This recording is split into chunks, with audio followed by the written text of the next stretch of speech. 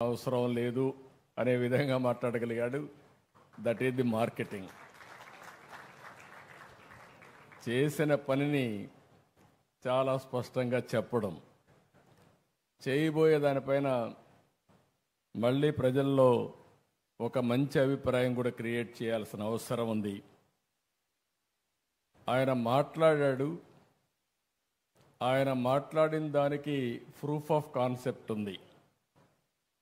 ఎగ్జాక్ట్గా 2000 సంవత్సరంలో నెల్లూరులో నేనే ఆ రోజు మొదటి హాస్పిటల్ ప్రారంభించాలనుకుంటున్నాను.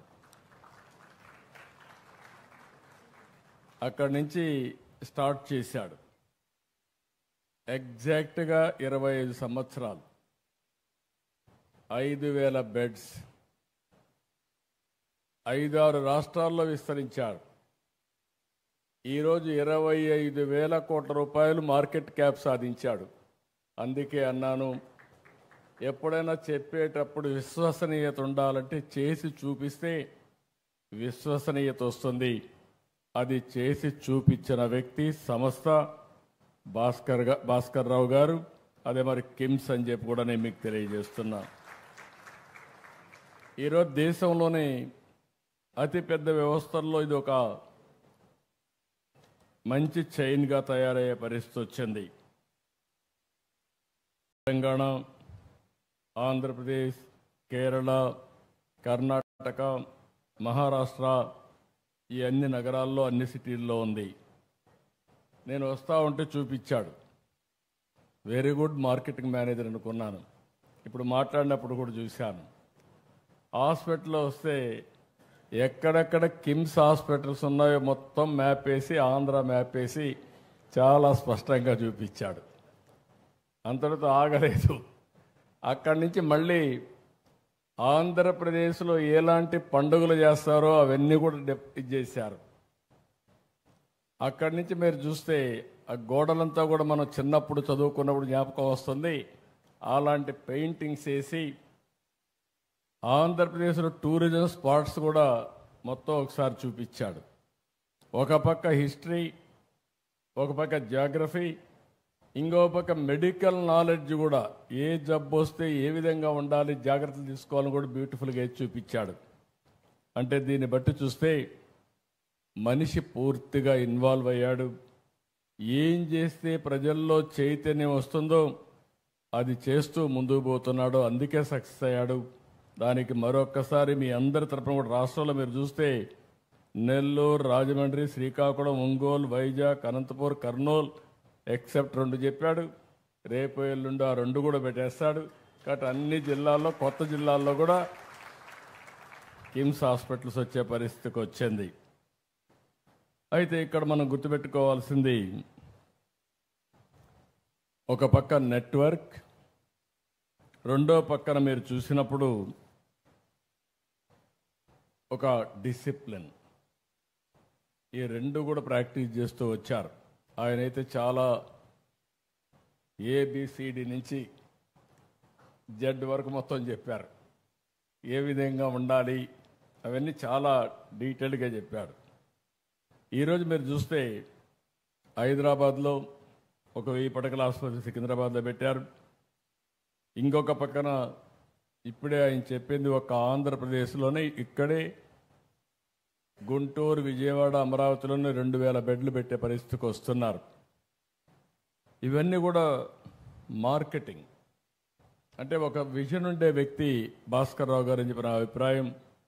అది కూడా మోడల్స్, ఒక మోడల్ ఆయన చెప్పాడు. ఆ మోడల్ కూడా మీరు చూస్తే ఎంప్లాయీస్ ఎవరైతే ఇందులో పనిచేస్తున్నారో 10,000 మంది ఈ హాస్పిటల్లో పెట్టుబడులు పెట్టారు.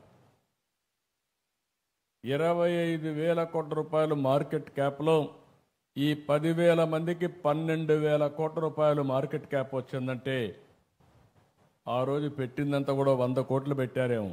100 కోట్లు పెడితే ఈరోజు 12,000 కోట్ల రూపాయలు మార్కెట్ క్యాప్ వచ్చిందంటే ఆయన ఒక్కడు బాగుపడడం కాదు, హాస్పిటల్లో చేరిన ప్రతి ఒక్క డాక్టర్కి, ప్రతి ఒక్కరికి షేర్ ఇచ్చాడంటే అది విజయ రహస్యం అని చెప్పి మరొకసారి మీ అందరికీ తెలియజేస్తున్నా. మనం అందరం ఒకటే ఆలోచిస్తాం, నేను బాగుంటే చాలని. కానీ సంస్థ బాగుండాలంటే అందులో పనిచేసే వ్యక్తులకు కూడా భాగస్వామ్యం ఉండాలి. అలాంటి భాగస్వామి పెట్టాడు కాబట్టి 25 సంవత్సరాలుగా 80% ఎవరైతే ఈ హాస్పిటల్లో చేరారో ఇది నా హాస్పిటల్ అనే భావన వచ్చి ఇక్కడే హాస్పిటల్లో సర్వీస్ చేసే పరిస్థితికి వచ్చారు. ఇది ఒక మంచి అనుభవం అని చెప్పి కూడా మిగిలిన పారిశ్రామికవేత్తలకు విజ్ఞప్తి చేస్తున్నా. ఇంకొక పక్కన మీరు చూస్తే ఇక్కడికి వచ్చినప్పుడు సూపర్ స్పెషాలిటీస్ అన్నీ కూడా కార్డియాక్ సైన్సెస్ కానీ, ఆంకాలజీ కానీ, న్యూరో సైన్స్, గ్యాస్ట్రోఎంట్రాలజీ, ఆర్థోపెడిక్స్, అవయవ మార్పిడి, కిడ్నీ కేర్, తల్లి పిల్లల సంరక్షణ, ఒక 25 సూపర్ స్పెషాలిటీస్ పెట్టారు. ఈరోజు ఇదే కాకుండా మీరు చూస్తే లేటెస్ట్ ఇంకా ఏ టెక్నాలజీస్ ఉన్నా అవన్నీ కూడా తీసుకొచ్చి శస్త్రచికిత్స అయిన తర్వాత రోగి వేగంగా కోలుకోవడానికే డావిన్సీ రోబోటిక్ సిస్టమ్ తీసుకొచ్చాడు. మోకాలు మార్పిడి కోసం రోబోటిక్ సిస్టమ్ తీసుకొచ్చారు. మెదడు కణితలు గాయాలు శస్త్రచికిత్స కోసం గామా నైఫ్ వినియోగించే పరిస్థితికి వచ్చారు. అదనపు రేడియేషన్ ప్రమాదం లేకుండా ఉండాలని ఈఎస్డబ్ల్యూఎల్ డోర్నియర్ ఇలా అనేకమైనటువంటి మెడికల్ టెక్నాలజీస్ అని తీసుకొచ్చారు. ఎప్పుడు కూడా మనం ఒకటి గుర్తుపెట్టుకోవాలి, నాలెడ్జ్ అనేది డాక్టర్సే ప్రొవైడ్ చేయగలుగుతారు. అదే సమయంలో టెక్నాలజీ వచ్చింది. ఈరోజు నేను కూడా ఒక పిలిపిచ్చాను అందరికీ. ప్రతి ఒక్క వ్యక్తి రాష్ట్రంలో ఒకప్పుడు 95లో నేను చెప్పేవాడిని, ప్రతి ఒక్క కుటుంబానికి ఒక ఇన్ఫర్మేషన్ టెక్నాలజీ చదువుకున్న వ్యక్తి ఉండాలని, భవిష్యత్తును మారుస్తుందని 95 నుంచి చెప్పాను. ఈరోజు ఆ రోజు నేను ఇచ్చిన పిలుపు ఈరోజు మీరు చూస్తే ప్రపంచంలోనే ఎక్కువ ఆదాయం ఎవరికి వస్తుందంటే భారతీయులకు వస్తుంది. అందులో మొదటి స్థానంలో ఎవరున్నారంటే తెలుగు జాతి ఉన్నారని చెప్పి మరొకసారి గుర్తు చేస్తున్నా. 95 నేను మాట్లాడింది ఐటీ మాట్లాడారు. ఈరోజు నేను మాట్లాడేది ఏఐ మాట్లాడుతున్నా, ఆర్టిఫిషియల్ ఇంటెలిజెన్స్ మాట్లాడుతున్నా.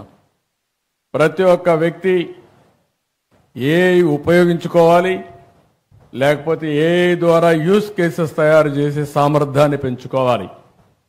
ఇదేం పెద్ద బ్రహ్మ విద్య ఏం కాదు. మన పిల్లలందరూ బాగా తయారయ్యారు. ప్రపంచాన్ని శాసించబోయేది భవిష్యత్తులో ఏఐ శాసిస్తుంది. ఆ విషయం కూడా మీరు గుర్తుపెట్టుకోవాల్సిన అవసరం ఉంది.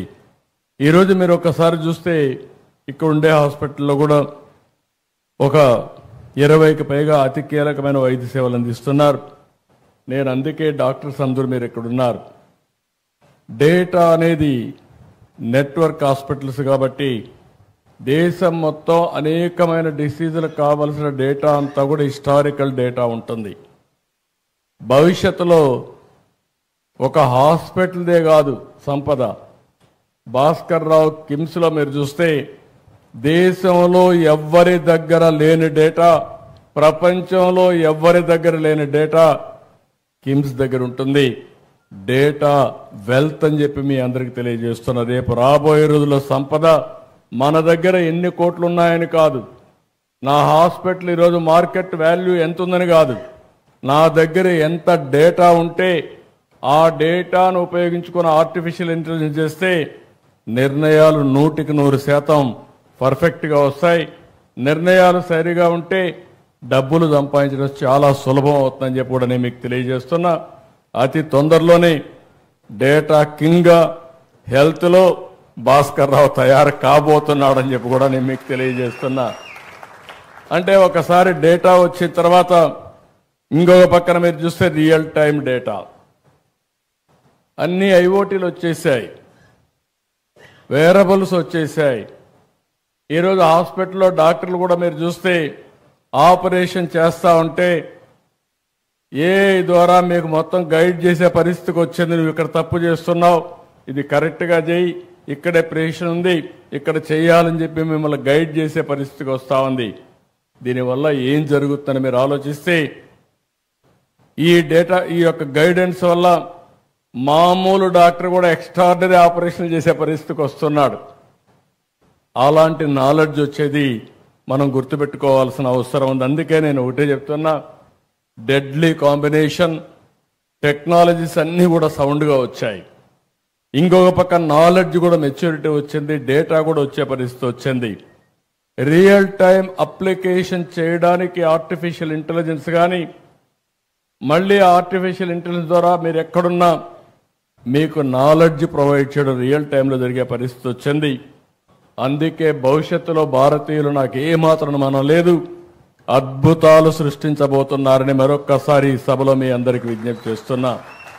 అయితే దీనికి కావాల్సింది మనమందరం కూడా ఆ డైరెక్షన్లో ఆలోచించాలి. ఒకప్పుడు హాస్పిటల్ లేని పరిస్థితి. 82 మా ఫాదర్ ఇన్ లా గౌరవనీయులు ఎన్టీ రామారావు గారు, ఆ రోజు ఆయన ఆపరేషన్ చేసుకోవాలంటే అమెరికాకు పోయి హార్ట్ ఆపరేషన్ చేసుకొని వచ్చాడు. అదే మారుగా మా అత్తగారు అయినటువంటి వసతారం గారిని చూస్తే ఆవిడ క్యాన్సర్ వస్తే ఆ రోజు 2 హాస్పిటల్, ఒకటి బాంబేలో ఒక హాస్పిటల్ ఉండేది టాటా, రెండోది అడయారులో ఒకటి. ఈరోజు మీరు చూస్తా ఉంటే క్యాన్సర్ కోసం అనేక హాస్పిటల్ వచ్చాయి. అదే ఎన్టీ రామారావు గారి కోరిక. ఆవిడ పేరుతో ఒక హాస్పిటల్ పెట్టాలని చెప్పి బసవ తారకం క్యాన్సర్ హాస్పిటల్ ఆ రోజు ప్రారంభించారు. ఈరోజు బాలకృష్ణ గారు హాస్పిటల్ సమర్థవంతంగా నిర్వహించే పరిస్థితికి వచ్చాడు.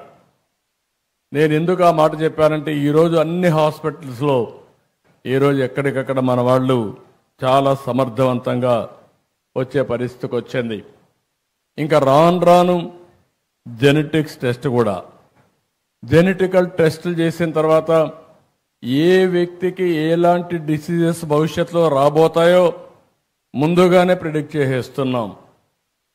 అది ప్రిడిక్ట్ చేసినప్పుడు దానికి ప్రివెంటివ్గా ఏం చేయాలనో అవన్నీ కూడా చేసే పరిస్థితికి వస్తున్నాం. అంటే మనం ఊహించిన పరిణామాలు ఇవన్నీ. అయితే ఈరోజు నేను ఒకటే మిమ్మల్ని అందరినీ కోరుతున్నా, అవేర్నెస్ కూడా వారు చాలా, భాస్కర్ గారు ఒక మాట చెప్పారు, హాస్పిటల్కి పోకుండా ఉంటే that is the best way. నేను కూడా అదే కోరుకుంటున్నా. అది మీ చేతుల్లో ఉంది, కానీ మన లైఫ్ స్టైల్స్ మనం మార్చుకోలేకపోతున్నాం. భవిష్యత్తులో నేను ఒకటే ఆలోచిస్తున్నాను, హెల్త్ కాస్ట్ తగ్గాలి. మా మంత్రి గారికి సత్యకుమార్ గారికి ఒకటే చెప్పాను నిన్న కూడా మీటింగ్లో, ఆంధ్రప్రదేశ్లో ఎలాంటి డిసీజెస్ వస్తున్నాయి, ఆయుష్మాన్ భారత్లో మేము కూడా భాగస్వాములయ్యి ప్రతి ఒక్క ప్రైవేట్ హాస్పిటల్లో కానీ గవర్నమెంట్ హాస్పిటల్లో కానీ ట్రీట్మెంట్ చేసుకునే ప్రతి ఒక్కరిది రికార్డు తీసుకుని తద్వారా డిజిటల్ హెల్త్ కార్డ్స్ ఇష్యూ చేసి ఎవరైనా కిమ్స్కి వస్తే మొత్తం రికార్డ్ అంతా హిస్టారికల్ రికార్డు ఉంటుంది, దానిపైన యాక్షన్ తీసుకునే పరిస్థితి వస్తుంది. నేను దానికంటే ఒక స్టెప్ ముందుకు పోయి రాష్ట్రంలో 90% డిసీజెస్ ఏమేమి వస్తున్నాయి, ఈ 90% డిసీజెస్ని ప్రివెంట్ చేయగలిగితే ఏమేం చేయాలి. ఒకటి ప్రివెంటివ్ హెల్త్. ప్రివెంటివ్ హెల్త్లో డైట్ విషయం చెప్పాడు, హ్యాబిట్స్ విషయం, ఎక్సర్సైజ్, లేకపోతే స్లీప్, దీనికంటే కూడా అలవాట్లు, ఇవన్నీ కూడా లైఫ్ స్టైల్స్ కానీ కొద్దిగా మనం మార్చుకోగలిగితే చాలా వరకు హాస్పిటల్కి వచ్చే పరిస్థితే రాదు. నేను ఇంకా ఒక స్టేజ్ ముందుకు వెళ్తున్నా. మీరు తినే ఫుడ్ కూడా నేచురల్ ఫుడ్ ఉండాలని ప్రపంచంలోనే నేచురల్ ఫార్మింగ్ నెంబర్ 1 ఏ రాష్ట్రం అంటే దానికి చిరునామాగా ఆంధ్రప్రదేశ్ తయారవుతుంది, తయారు చేస్తున్నాం. ఒకసారి నేచురల్ ఫుడ్ వచ్చినప్పుడు నేను మాటల్లో చెప్పడం లేదు, టెక్నాలజీ వల్ల ట్రేసబిలిటీకి వస్తున్నాం. అంటే నువ్వు తినే ఫుడ్ ఒకసారి క్యూఆర్ కోడ్లో స్కాన్ చేసుకుంటే ఏ ఫామ్ నుంచి వచ్చింది, ఏం ప్రాసెస్ ఉపయోగించారు, ఎవ్రీథింగ్ డీటెయిల్స్ ఉంటాయి. దానికి ప్రూఫ్ ఆఫ్ కాన్సెప్ట్ కింద సర్టిఫికేషన్ ఉంటుంది. అంటే ఇది కరెక్ట్గా ఆర్గానిక్ ఫుడ్, ఇది నేచురల్ ఫుడ్ అని సర్టిఫికేషన్ ఉంటుంది, ట్రేసబిలిటీ ఉంటుంది. దీన్ని కూడా ప్రమోట్ చేసే పరిస్థితికి వచ్చాం. రెండోది, మనం వాడే పీల్చే గాలి, అందరం కూడా కలుషితమైన వాతావరణంలో బ్రతుకుతున్నాం. అందుకే ప్రధానమంత్రి గారు అన్నారు 500 గిగాబిట్ గ్రీన్ ఎనర్జీకి ముందుకు పోతున్నామని. అందులో 160 గిగాబిట్ అంటే 1/3 దేశంలో ప్రొడ్యూస్ చేసే గ్రీన్ ఎనర్జీ ఆంధ్రప్రదేశ్లో ప్రొడ్యూస్ చేయబోతున్నామని చెప్పి కూడా నేను మీకు తెలియజేస్తున్నా. దీనివల్ల లాభాలు ఏమిటని మీరు ఆలోచిస్తే ప్రతి ఒక్క ఇల్లు ఇంటిపైన సోలార్ ఉత్పత్తి చేసుకునే పరిస్థితి వస్తుంది. దానిపైన మా గ్రిడ్ అంతా కూడా డిమాండ్ సప్లై కింద పనిచేస్తాం. పేదవాళ్ళకి ఇది ఎంతో ఉపయోగపడుతుంది. కరెంటు ఛార్జీలు కట్టే పని ఉండదు. ఒకవేళ అదనంగా కరెంటు ఉత్పత్తి చేస్తే మీరు గ్రిడ్కి ఇవ్వచ్చు. మళ్ళీ అవసరమైతే సాయంత్రం పూట మీకు కరెంటు లేకపోతే మళ్ళీ మీకు కరెంటు ఇస్తాం. ఈ విధంగా ఎక్కడికక్కడ బ్యాలెన్స్ చేయడానికి ముందుకు పోతున్నాం. నా ఆలోచన ఒకటే, వీలైనంత తొందరలో పెట్రోల్ డీజిల్ వాడకుండా ప్రతి ఒక్కరూ ఎలక్ట్రికల్ వెహికల్స్ వాడే రోజు రావాలని, మీ ఇంట్లోనే మీరు ఛార్జ్ చేసుకునే పరిస్థితి రావాలని చెప్పి మనస్ఫూర్తిగా ఆకాంక్షిస్తున్నా. దానికి కూడా శ్రీకారం చుడతాం. దీనివల్ల ఎయిర్ పొల్యూషన్ టోటల్గా కంట్రోల్ అయ్యే పరిస్థితి వస్తుంది. ఫుడ్ కంట్రోల్ చేయగలిగితే చాలా బెనిఫిట్స్ వస్తాయి.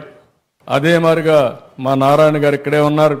ఆయనకి చెప్పాను, మొత్తం గార్బేజ్ అంతా క్లీన్ చేయడం కానీ నగరాల్ని పరిశుభ్రంగా పెట్టే బాధ్యత అటు మున్సిపల్ అడ్మినిస్ట్రేషన్ పైన ఉంది. అది సాలిడ్ వేస్ట్ మేనేజ్మెంట్ కావచ్చు, లిక్విడ్ వేస్ట్ మేనేజ్మెంట్ కావచ్చు, పరిశుభ్రత కావచ్చు. ఇవన్నీ చేయగలిగితే కిమ్స్ మీరు చూస్తే 25 ఏళ్ళు, హైదరాబాద్ మీరు చూస్తే 25 ఏళ్ళు. నేను ఆ రోజు ఐటీ గురించి మాట్లాడితే గతాళు చేశారు. తిండి పెడుతుందా అన్నారు. ఇప్పుడు వస్తా ఉంటే చిన్న చిన్న కుర్రవాళ్ళు సెల్ ఫోన్ పట్టుకొని చూపిస్తూ నాకు జేజేలు పలికే పరిస్థితికి వచ్చారు. అది చూసినప్పుడు నాకు అనిపిస్తుంది, నిన్నే మేము డిస్కస్ చేసాం మా కలెక్టర్స్ కాన్ఫరెన్స్లో, మీరు ఏ ఆఫీసుకు పోయే పని లేకుండా వాట్సాప్లోనే అన్ని సేవలు అందించే పరిస్థితి తీసుకొస్తున్నాం. నీకు ఏ సర్టిఫికేట్ కావాలన్నా, ఏ పని కావాలన్నా ఒక వాట్సాప్ ద్వారా, మీరు ఒక టెంపుల్కి పోవాలన్నా, ఒక ఎంఆర్ఓని సర్టిఫికేట్ తీసుకోవాలన్నా, ఒక సినిమాకి పోవాలన్నా, రేపు రాబోయే కిమ్స్ హాస్పిటల్లో బెడ్ బుక్ చేసుకోవాలన్నా వాట్సాప్ గ్రూప్లోనే బుక్ చేసుకునే పరిస్థితికి వస్తారు. అంటే మొట్టమొదటిసారిగా నేను ఆలోచించేది, గవర్నమెంట్ ఆలోచిస్తున్నా, ప్రైవేట్ సేవలు కూడా ఇంటిగ్రేట్ చేస్తే ఇంకా మీరు ఎక్కడికి పోయే పని లేదు, మీ ఫోన్ ద్వారానే అన్ని పనులు అయిపోయే పరిస్థితి వస్తుంది.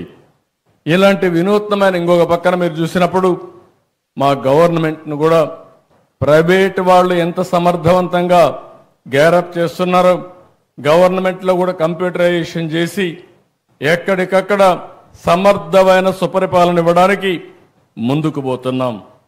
అందుకే నేను ఒక మాట చెప్పాను, నేను చేసే పని 2047 స్వర్ణాంధ్రప్రదేశ్. నరేంద్ర మోడీ గారి విధానం వికసిత్ భారత్ 2047. స్వర్ణాంధ్రప్రదేశ్ వికసిత్ భారత్కి అనుసంధానం చేసుకుంటూ ముందుకు పోవాల్సిన అవసరం ఉంది. అదే సమయంలో నేను ఒకటే ఆలోచిస్తున్నాను, వెల్తీ, హెల్తీ, హ్యాపీ సొసైటీ. ప్రతి ఒక్క వ్యక్తి డబ్బులు ఉండాలి, ఆరోగ్యంగా ఉండాలి, ఆనందంగా ఉండాలి. అప్పుడే ఆరోగ్యం వస్తుంది, అప్పుడే ఆదాయం వస్తుంది.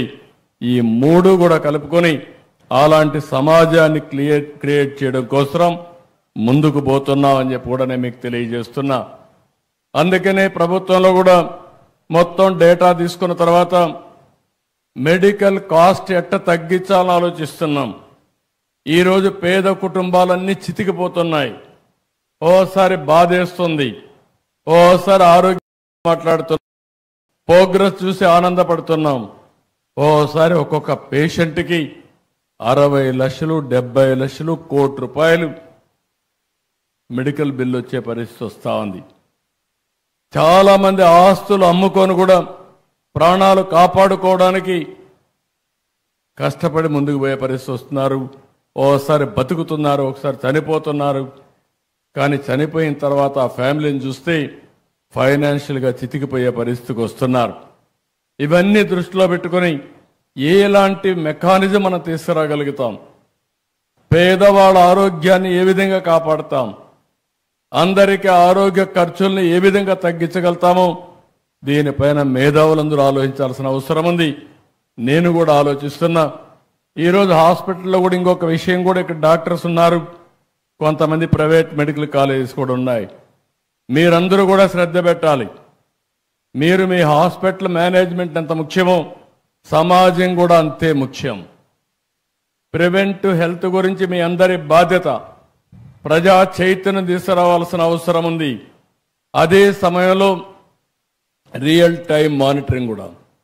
చీటికి మాటికి మీరు హాస్పిటల్ అందరినీ పేషెంట్లు చేర్చి తద్వారా వాళ్ళకు రూమ్ రెంట్లు వేసి విపరీతంగా భద్ర పెంచేసే పరిస్థితికి వస్తున్నారు. ఈరోజు వేరబుల్స్ వచ్చాయి.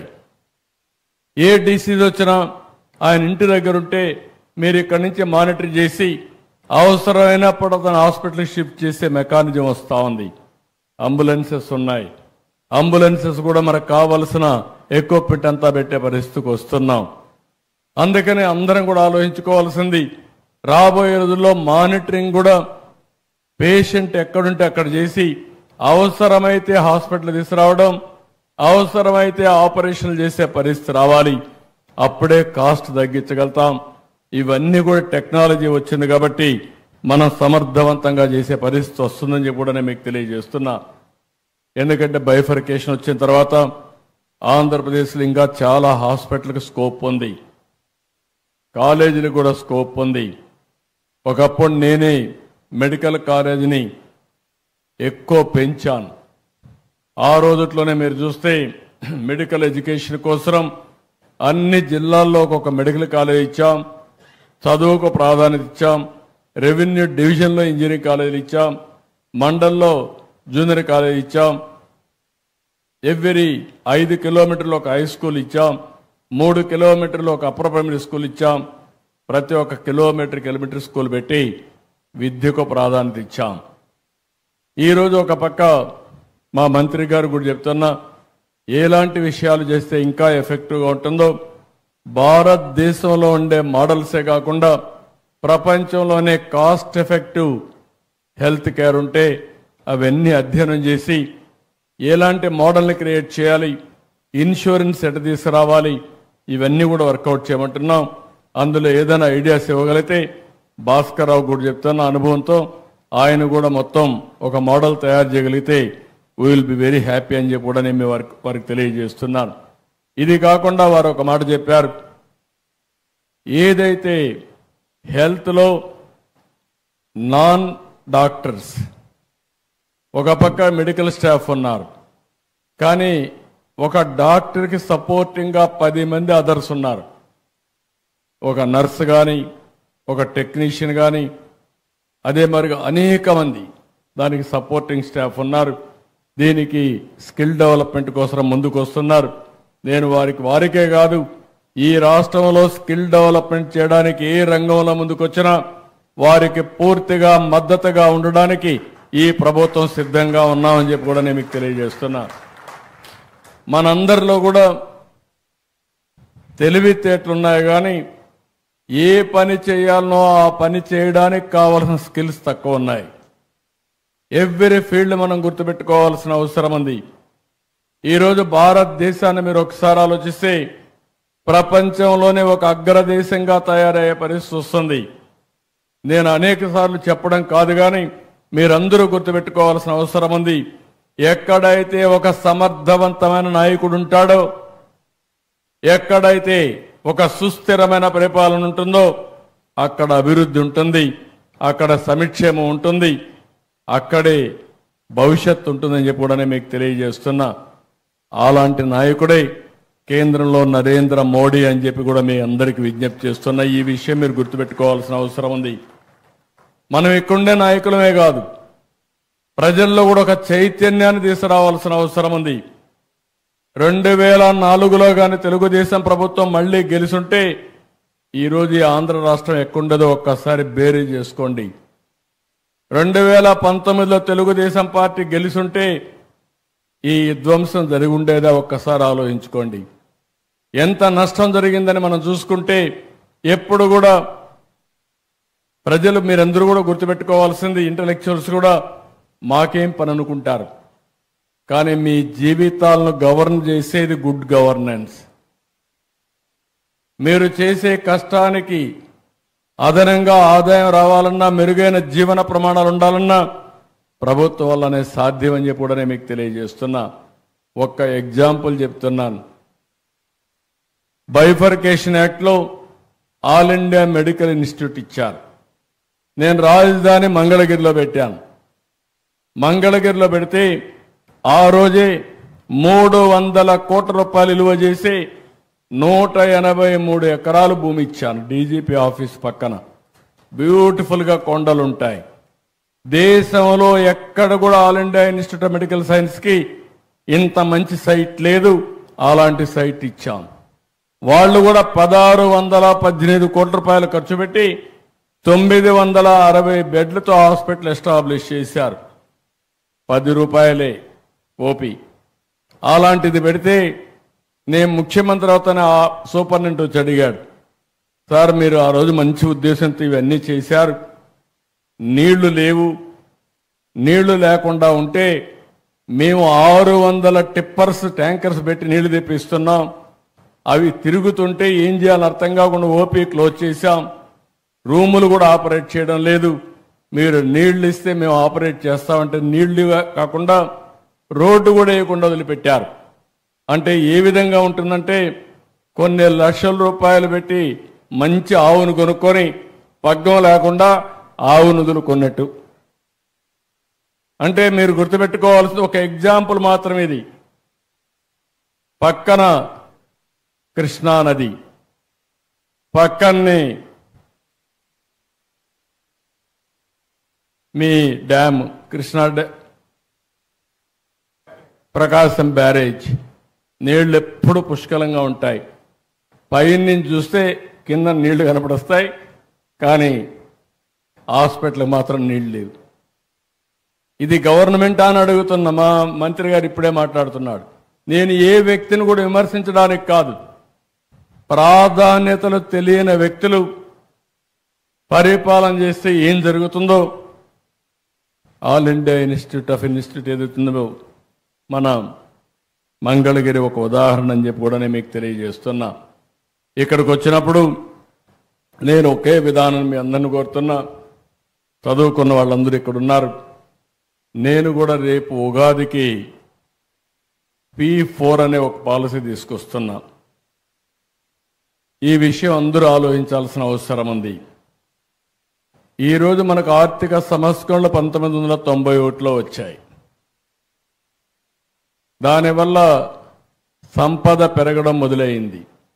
అందులో అనేక విధాలుగా వచ్చాయి. ఈరోజు PPP మోడల్ అంటే పబ్లిక్ ప్రైవేట్ పార్ట్నర్షిప్.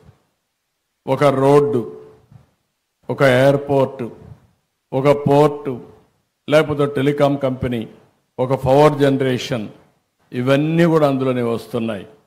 దీనివల్ల ప్రజలకు బెనిఫిట్ వచ్చింది, కాస్ట్ తగ్గింది. ఎవరైతే ఆ సర్వీసెస్ ప్రొవైడ్ చేస్తారో వాళ్ళందరికీ ఆదాయం పెరిగింది. అందులోనే హాస్పిటల్స్ కూడా వస్తున్నాయి. అదే సమయంలో ఈరోజు చూస్తే ఆర్థిక అసమానతలు పెరిగిపోతున్నాయి. అందులో నేను భాస్కర్ రావు గారిని అందుకే అభినందించాను. నేను ఏదైతే P4 మాట్లాడానో దాంట్లో కొంతవరకు వారు ఒక మంచి పని చేశారు. 20,000 మంది ఉద్యోగస్తులుంటే కిమ్స్ హాస్పిటల్లో మొత్తం 10,000 మందికి వాటాలు ఇచ్చారు. అంటే 10,000 మందికి 12,000 కోట్ల రూపాయలు ఆదాయం పెరిగింది. పెట్టుబడి పెట్టింది 100 కోట్లు. ఈరోజు మీ ఆదాయం 12,000 కోట్లంటే నేను అనుకున్న PPPలో అది కూడా ఒక మార్గం. కానీ అక్కడ చాలా మంది పేదవాళ్ళు ఉన్నారు. పేదవాళ్ళల్లో ఆ రోజు జరగకుండా, లేకపోతే నమ్మకం లేకుండా పెట్టుబడి పెట్టలేకపోతున్నారు. ఎవరైతే అందులో పెట్టుబడి పెడుతున్నారో భవిష్యత్తు చూడగలిగిన వాళ్ళే పెడుతున్నారు. వాళ్ళకే లాభాలు వచ్చే పరిస్థితి వస్తూ ఉంది. అందుకే నేను సమాజానికి ఒక బాధ్యత తీసుకొని P4 అంటే పబ్లిక్ ప్రైవేట్ పీపుల్ పార్ట్నర్షిప్ తీసుకుని హై నెట్వర్త్ ఇండివిజువల్స్ అంతా పేదవాళ్ళని అడాప్ట్ చేసుకునే మార్గం చూడాలి. టాప్లో ఉండే 10%, బాటంలో ఉండే 20% అడాప్ట్ చేసుకుని సమాజం మనకి స్థాయి ఇచ్చింది. ఈ స్థాయికి మనం రాగలిగాం. కనీసం మన జీవితంలో మన బాధ్యతగా తీసుకుని నేను ఒకప్పుడు జన్మభూమి పెట్టాను, ఇప్పుడు P4 అంటున్నాను. కనీసం మీరు మీ జీవిత కాలంలో మీ కుటుంబం కోసమే కాకుండా మీకోసమే కాకుండా సమాజం కోసం బతికే విధంగా ఒక 10 మందినో 20 మందినో 50 మందినో పైకి తీసుకొచ్చే కార్యక్రమానికి శ్రీకారం చుట్టడానికి P4 పాలసీ తీసుకొచ్చానని చెప్పి కూడా నేను మీకు తెలియజేస్తున్నా. అసమానతలు తగ్గాలి, పేదరికం పోవాలి. మొదటి విడతగా జీరో పావర్టీ మాట్లాడుతున్నాను. జీరో పావర్టీ అయిన తర్వాత ప్రభుత్వం ఇవ్వాల్సినంత డబ్బులు ఇస్తాం.